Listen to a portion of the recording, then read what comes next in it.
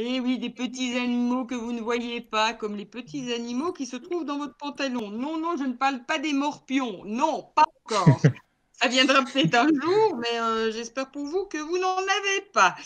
Alors, ben non, aujourd'hui, c'est sans tabou hein, quand il s'agit de sexualité. Moi, je viens de trouver une solution naturelle euh, pour retrouver votre flamme.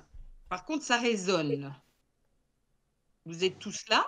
On est là. On est là, on Oui. t'entend, Geneviève, c'est parfait. Moi, je m'entends en double en fait, donc ça va être très très très compliqué parce que je m'entends parler. Donc ça va risque d'être un peu compliqué. Mais bref. Donc, eh bien voilà, moi j'ai tendance à vous dire que, chers auditeurs, en France et en Belgique, les hommes qui hésitent à parler de leurs problèmes d'érection avec leur médecin ont de bonnes raisons d'avoir peur. Alors, chers auditeurs, est-ce que vous avez des problèmes d'érection?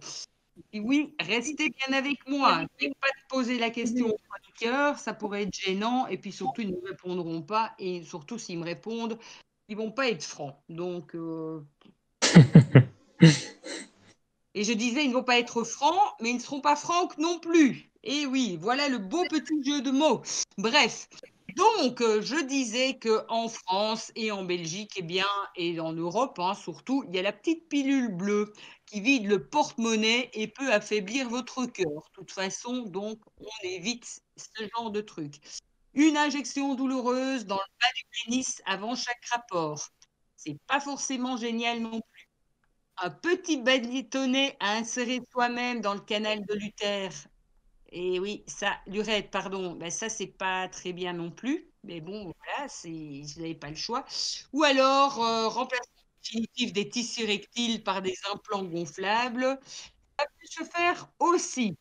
Bref, je peux comprendre que vous n'ayez pas forcément envie de consulter votre médecin. Ça. Par contre, c'est bizarre. Est-ce que vous entendez vraiment? Vous m'entendez vraiment, vous? Alors, on t'entend bien, je crois qu'il y a un petit retour chez Dan qui fait que on Oui. t'entend Pardon? en Ah, double. Oui. attends. Ouais. Il faudrait Dan n'a absolument pas branché son casque et on va le punir. Oui, il faudrait absolument couvrir peut-être certains micros cocasses parce que moi, je m'entends parler et c'est très, très, très compliqué. Voilà, voilà. Donc, je poursuis quand même. Alors, il faut savoir que les troubles érectiles touchent quand même, eh bien voilà, Dan qui aime tant les chiffres, eh bien oui, 50% des hommes de 30 à 70 ans, donc à 70 ans, eh bien, sont touchés par les problèmes d'érection et seulement 1 sur 10 est pris en charge. Alors, comment font nos voisins dans les autres cultures? Eh bien, voilà. Ici, dans d'autres cultures, eh bien, le sujet n'est pas aussi délicat. Après un certain âge, eh bien, les hommes n'hésitent pas à se tourner vers les trésors de la nature pour leur donner un petit coup de pouce. Dans les pays de l'Est, eh bien, ils utilisent la croix de Malte. C'est un fruit qui est si dur et si pointu qu'il peut percer une roue de vélo. Eh oui, et pour multiplier leurs capacités physiques et améliorer leur performance sexuelle, donc la croix de Malte. En Asie, la poudre d'une racine nueuse qui est utilisée depuis des millénaires pour pimenter les rapports et durcir les organes. Vous allez dans les magasins chinois et vous allez voir, vous allez trouver toutes sortes de petites poudres magiques. Attention quand même à ce que vous prenez, hein. Soyez quand même prudents. Au Moyen-Orient, ils utilisent des stigmates de pourpre. C'est une fleur délicate qui stimule le désir. Il paraît que ça fonctionne. Et au Japon, eh bien là, il y a une méthode qui s'appelle la méthode Furasu Kaganhu. Et oui, qui permet d'agir directement sur la circulation sanguine afin de concentrer le sang au bon endroit. Et oui, messieurs, si vous ne bandez pas, c'est parce que vous avez des problèmes de vaisseau sanguin.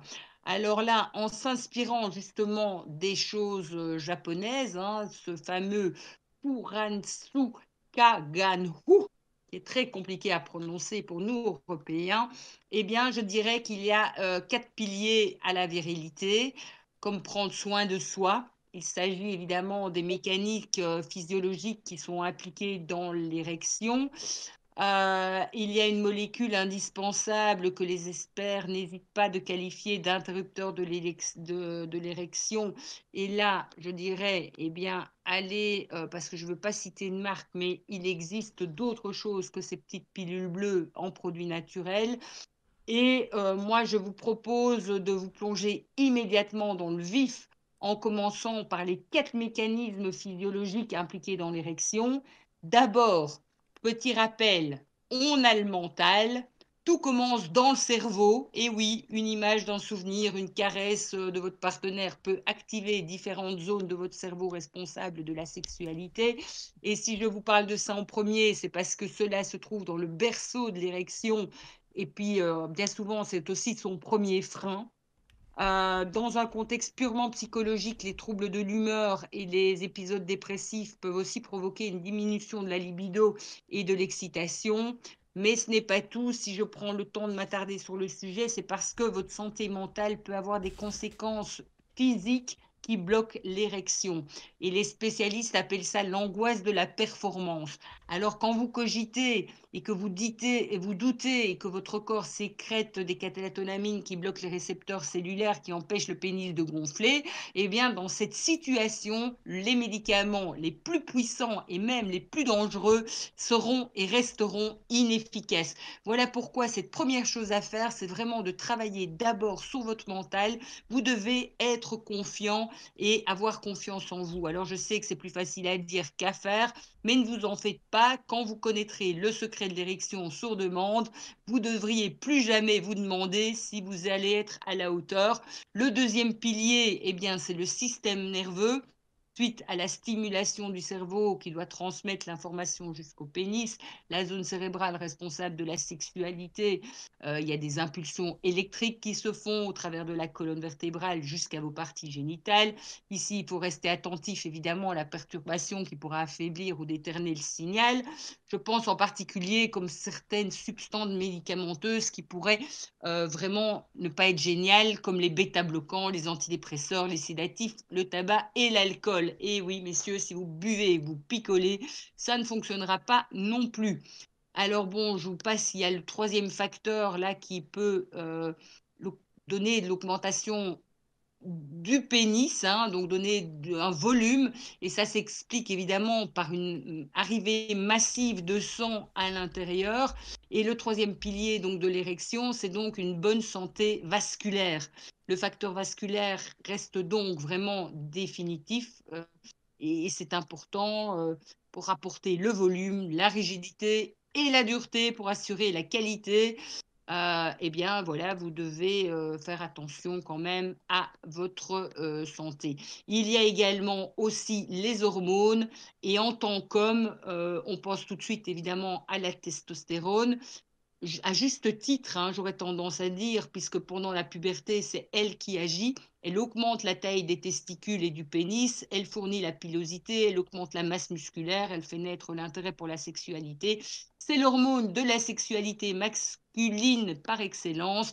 Veillez donc à maintenir un bon taux de testostérone, c'est fondamental. Attention au sommeil, au stress, à l'activité physique, aux pesticides, à l'alcool et à l'alimentation. Et c'est d'autant plus important avec l'âge parce que déjà à partir de 30 ans, la production de testostérone commence à baisser et s'accompagne des phénomènes comme les muscles qui fondent au profit du gras qui s'accumule autour du nombril surtout, la libido qui diminue, les érections qui sont plus rares, la fatigue qui s'installe, la perte de tonus, on transpire plus, en particulier la nuit. Et donc, voilà, il y a des mauvaises humeurs qui s'installent, voire même des tendances à la dépression. Et dans ce cas, ben, les dysfonctionnements érectiles, voire, j'aurais tendance à dire que si vous avez fait le tour de tout ça, le tour de la psychologie, neurologie, cardiovasculaire et endocrine, eh bien, et que ça ne va toujours pas, allez quand même toujours bien aussi voir votre médecin. Le problème, c'est que pour déclencher une érection, il ne suffit pas toujours de s'intéresser à ce qui la perturbe, mais plutôt à ce qui la provoque. Et oui, voilà.